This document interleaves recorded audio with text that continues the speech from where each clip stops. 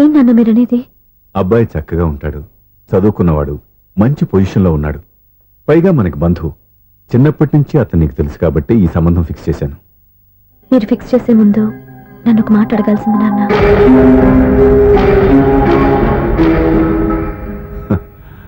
అడిగి చేసుకునే కుటుంబంలో నువ్వు పుట్టలేదు, అడిగి చేసే తండ్రి నేను కాదు. నిజమే, నేను కూడా. చూడమ్మా, నువ్వు పుట్టినప్పటి నుంచి నీకేం కావాలో నిన్ను అడగకుండానే ఆలోచించి అన్నీ చేశాను. నీ చదువు, ఉద్యోగం అన్నీ నా నిర్ణయం ప్రకారం సవ్యంగా జరిగిపోయాయి. నీకు ఏ క్షణంలో ఏం కావాలో తెలిసిన వాణ్ణి నీకు ఎలాంటి భర్త కావాలో నాకు తెలీదా? నీ మాట నేను ఇప్పుడు కాదని అనలేదు, అనను కూడా. ఈ పెళ్లి కూడా కాదనేదాన్ని కాదు. నా మనసులోకి వేరొక రాకముందైతే. క్షమించండి నాన్న, నేను ఒకతన్ని ప్రేమించాను. అతన్ని తప్ప వేరెవరిని చేసుకోలేను. అంటే వయసుతో పాటు సొంతంగా నిర్ణయం తీసుకునే ధైర్యం కూడా పెరిగిపోయిందన్నమాట. నాకు నచ్చిన వ్యక్తిని నాకిచ్చి చేయమని మిమ్మల్ని అడగకూడదా? నేను వాళ్ళకి మాట ఇచ్చాను. నేను నా మనసే అతనికి ఇచ్చాను.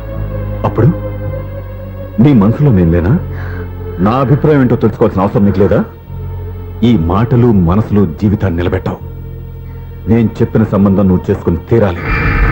దయచేసి నన్ను బలవంతం చేయొద్దు. ఎదురుగా నిలబడి మాట్లాడడానికి ఆలోచించే నా కూతురు ఎదిరించి మాట్లాడుతుంటే బలవంతం చేయక ఏం చేయమంటావో చెప్పు. మిమ్మల్ని ఎదిరించే పొరపాటు నేను ఎప్పుడూ చేయలేను. దయచేసి నన్ను అర్థం చేసుకోండి. ఓ పని చేయి, రాత్రంతా ఆలోచించి పొద్దున్నే నీ నిర్ణయం చెప్పు. రాత్రంతా ఆలోచించినా కాలం మారిపోతుంది, కానీ మనసు మారిపోదు కదా నాన్న. కాలం మారుతూ మనిషినే మార్చొచ్చు కదమ్మా. రెస్ట్ తీసుకో, పొద్దున్నే కలుద్దాం.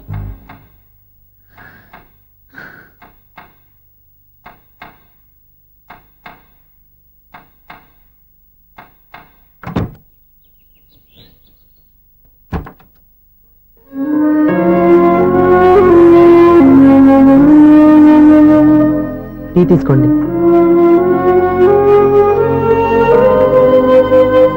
అమ్మా, ఏంటిదంతా? పంతులు గారు వచ్చి. నేను చెప్తాను, ముందు నేను అడిగిన దానికి సమాధానం చెప్పు. రాత్రంతా ఆలోచించుకున్నావు కదా, ఏం నిర్ణయం తీసుకున్నావు? ఒక రాత్రిలో నిర్ణయం మార్చుకోవడానికి నేనేం తప్పు చేయలేదు నాన్న. చివరిసారిగా అడుగుతున్నాను.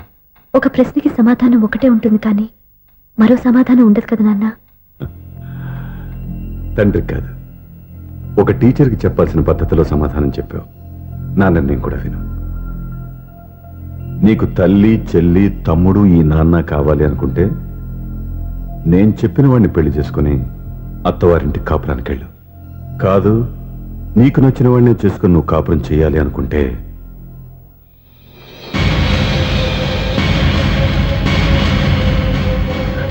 నాన్న, నా మాటకి, నా నిర్ణయానికి కట్టుబడి నన్ను గౌరవించేదే నా కూతురు. నా మాట కాదని ఎప్పుడైతే సొంత నిర్ణయాలు తీసుకుందో అప్పుడే నా కూతురు చచ్చిపోయింది.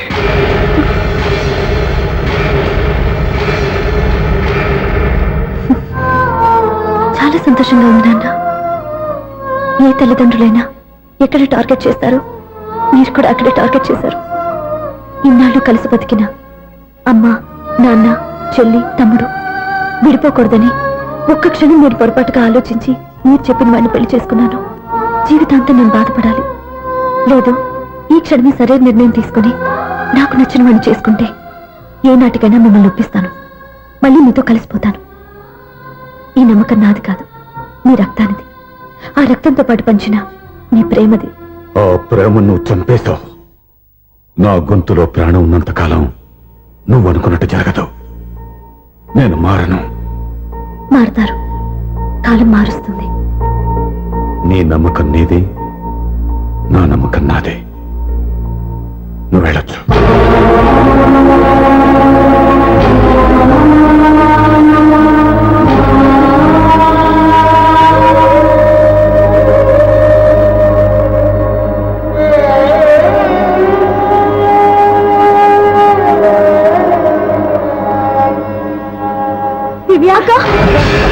పంతులు గారు, నా పెద్ద కూతురు చచ్చిపోయింది, పిండం పెట్టించండి.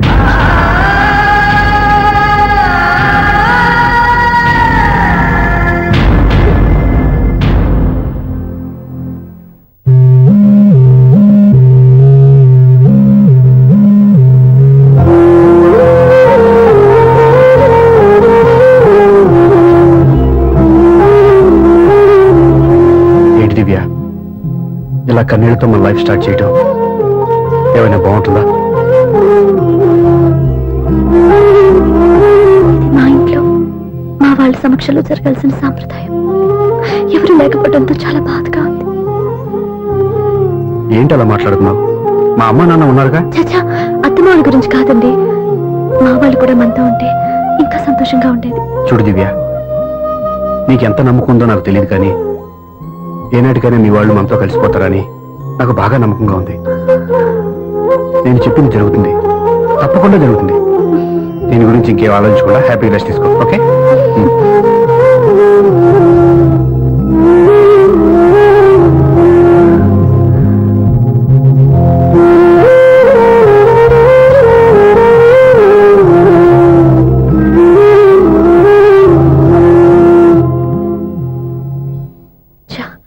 ఫస్ట్ నైట్ తను అప్సెట్ చేశాను.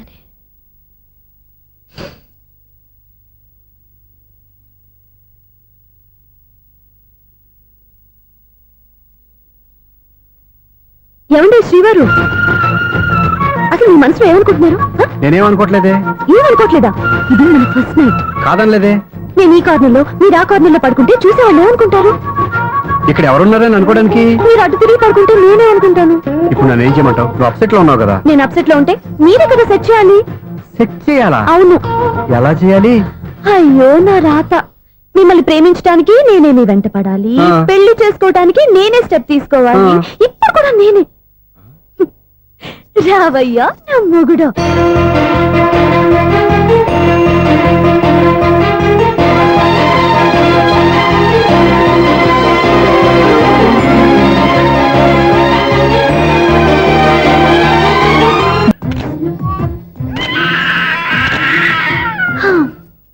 నిన్ను నీ బాబుని రెడీ చేయటం నా వల్ల కాదు. మీ నాన్న మీ అమ్మ కోసం తాజ్మహల్ కట్టాడు, ఇప్పటి వరకు చూపించకుండా దాచేశాడు. ఇప్పుడు మనం వెళ్ళి చూడబోతున్నాం. దివ్య, వస్తున్నా. ఇంకా రాయాల్సిన చాలా ఉన్నాయి, తొందరగా రాయి. కంగారు పెట్టకండి, తప్పులు రాసేస్తాను. వెళ్దామా? ఏంటి దివ్య ఇంత లేటు? ఊరికే టెన్షన్ పడకరా, అమ్మాయిని జాగ్రత్తగా తీసుకెళ్ళు. ఈవిడి గారికి మావగారు సపోర్టు, మా ఆయన ఏమన్నా అంటే ఊరుకోను. మావగారికి ఏమో ఈవిడి గారి సపోర్టు. మావయ్య, మీరు అత్త వస్తే బాగుంటుంది కదా. ఎల్లుండి గృహప్రవేశం కదమ్మా, ఇంకా చేయాల్సిన పనులు చాలా ఉన్నాయి. ముందు మీరు వెళ్ళండి, తర్వాత మేము వస్తాం. సరే రా.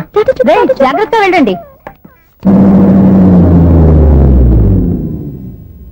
ఆగు, కుడికాలు ముందు పెట్టి లోపలికి రా.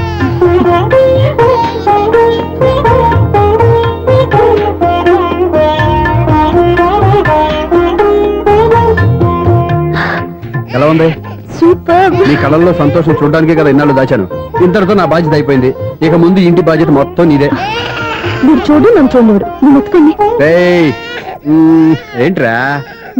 ఓకే.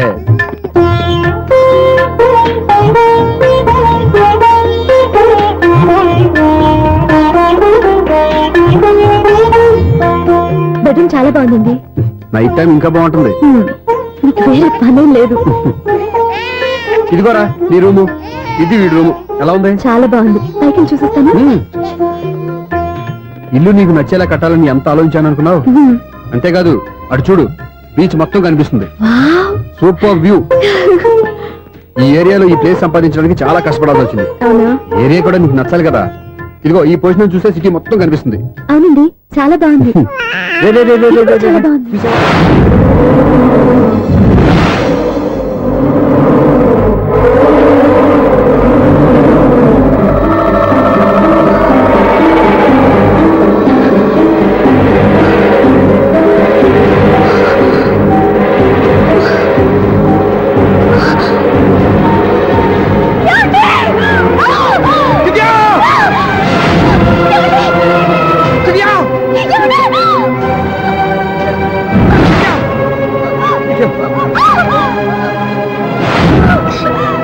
గట్టిగా పట్టుకో.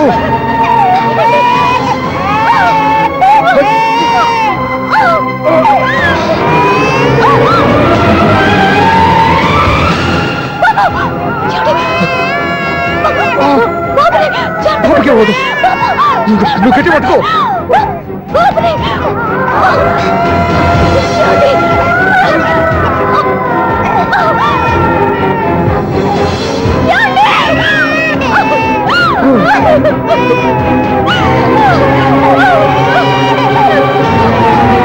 Oh,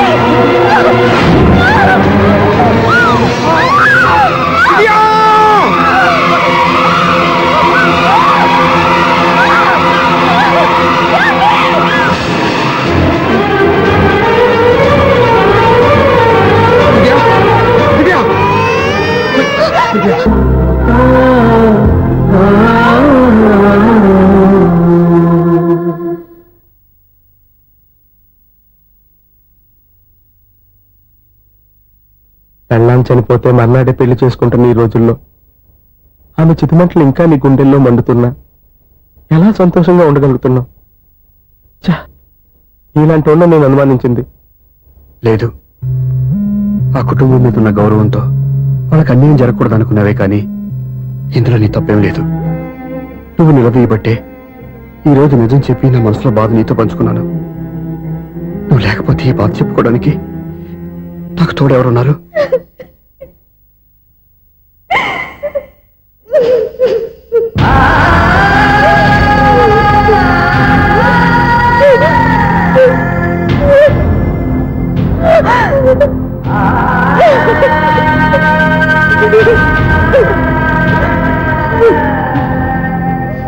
స్వప్న,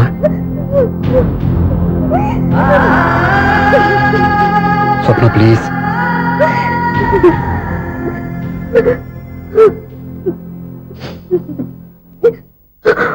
మా అక్కంటే నాకు ప్రాణం. ఇంటికి మనీ ఎదురొచ్చినప్పుడల్లా తనెక్కడో క్షేమంగా హాయిగా ఉందని సంతోషపడేదాన్ని నేను. ఏదో ఒక రోజు మా నాన్న మనసు మార్చి మళ్ళీ నాతో కలిసిపోతుందని ఆశపడేదాన్ని. కానీ ఆ ఆశ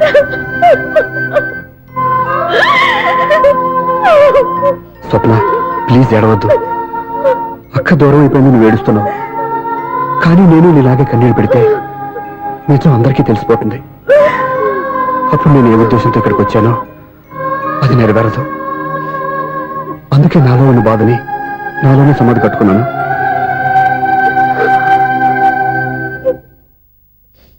దివ్య చనిపోయిన విషయం నీకు ఇంతవరకు ఎందుకు చెప్పలేదో తెలుసా? దివ్యకి ఇచ్చిన మాట నిలబెట్టడం కోసం.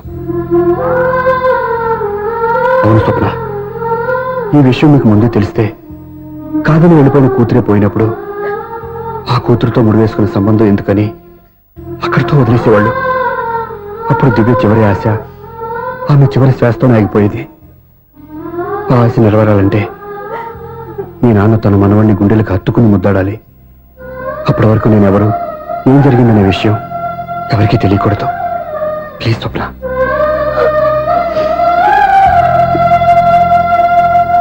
అవును, బాబు ఎక్కడా?